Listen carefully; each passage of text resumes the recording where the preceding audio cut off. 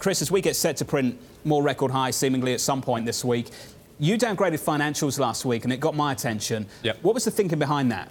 Well, there's some big thoughts and there's some smaller thoughts. The big thoughts is, again, we were up 21%. It's outperformed by 10% since we upgraded. That's a lot of good news. The sentiment has changed. When I first upgraded, everyone was saying, no, no, no. As a matter of fact, we were in a lunch in September when the 10-year was at 204, and you couldn't get anybody to touch financials. And now everyone, I love them. They're great. They're outstanding. In addition to that, what do we have? We've had CCAR. We've had improvement in rates. We had taxes. We've had regulation. So you have a lot of good news priced in there.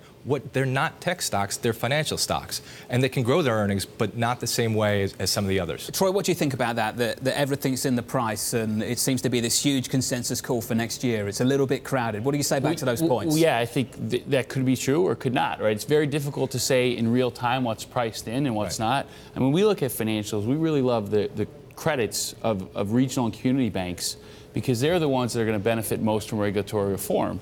So you have a massive tailwind to regulatory reform. You have relatively cheap dollar prices in floating rate securities. So every time the Fed hikes, you're excited about that, whether the curve flattens or steepens. Yeah. And the icing on the cake is now tax reform. The last thing you may hope for is a steepening yield curve and better loan growth. But the only loan growth you want is high quality loan growth. Right, if you start to get stupid loan growth, right, like we had in 05, 06, bear with me, right? Yeah. Then you're going to have a deterioration of credit quality. But for the time being, the junior credits of regional and community banks have a tremendous regulatory and tax relief and Fed policy-driven tailwind behind them. Well, Chris, the one thing punching sentiment in the face for the banks is this flat yield curve that doesn't seem to steepen. I just sit here wondering, what is going to drive a steeper curve through 2018? The answer is I don't know.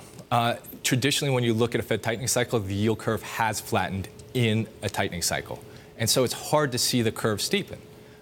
You have to have growth exceptionally higher, and you have to have inflation exceptionally higher. Yeah. We don't see, yes, inflation, people are talking about it moving higher, but it hasn't occurred.